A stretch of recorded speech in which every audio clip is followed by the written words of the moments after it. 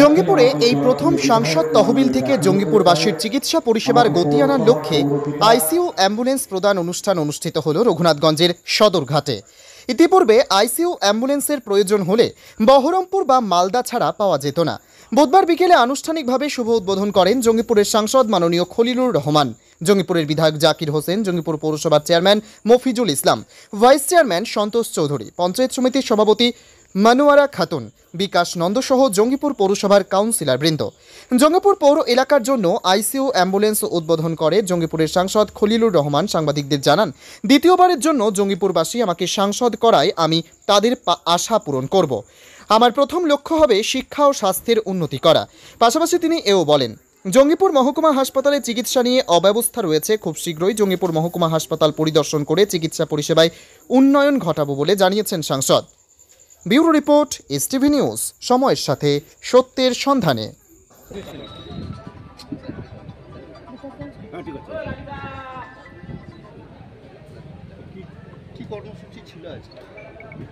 আজকে জঙ্গিপুর পৌরসভায় সাংসদ তহবিল থেকে আইসিইউ অ্যাম্বুলেন্সের তার শুভ উদ্বোধন ছিল। আমাদের জঙ্গিপুর লোকসভাতে দুটো আইসিইউ অ্যাম্বুলেন্স নেওয়া হয়েছিল ইলেকশন ঘোষণার আগে, কিন্তু ডেলিভারি পেতে যখন পাওয়া গেল তখন ইলেকশন ঘোষণা হয়ে গেছে। বিভিন্ন আচরণবিধি থাকার ফলে আমরা এই অ্যাম্বুলেন্সটি ঠিক রেসপেক্টিভ জায়গাতে আমরা দিতে পারিনি, কিন্তু আমরা আফটার রেজাল্ট আচরণবিধি উইথড্র হওয়ার পরে আর কি এর পেপারস যে ফর্মালিটি রয়েছে সেগুলো করার পরে আমরা আজকে জঙ্গিপুর পৌরসভা পৌরপিতার হাতে তুলে দিতে পারলাম। যেটা জঙ্গিপুর পৌরসভা প্রাথমিকতা সহ আশেপাশে যেগুলো ব্লক রয়েছে তারাও যেন এই পরিষেবা পায় আর কি, তার জন্য আমি পৌরপিতার কাছে আহ্বান রাখলাম। পাশাপাশি লালগোলা যেটা আছে সেটাও 2-4 দিনের মধ্যে সেটাও তার শুভ উদ্বোধন হবে। তাহলে লালগোলা, রঘুনাথগঞ্জ 2 ব্লক, ওদিকে ভগবান ব্লক সবটা কাজে এসে যাবে। তো আমাদের আগামীতে যে লক্ষ্য কি মানুষের চিকিৎসা পরিষেবার ক্ষেত্রে যে আমাদের চিন্তাভাবনা বা যা আমি নির্বাচন চলাকালীন বলেছিলাম যে আমার লক্ষ্য থাকবে কি শিক্ষা এবং স্বাস্থ্য, তো তার একটা অঙ্গ।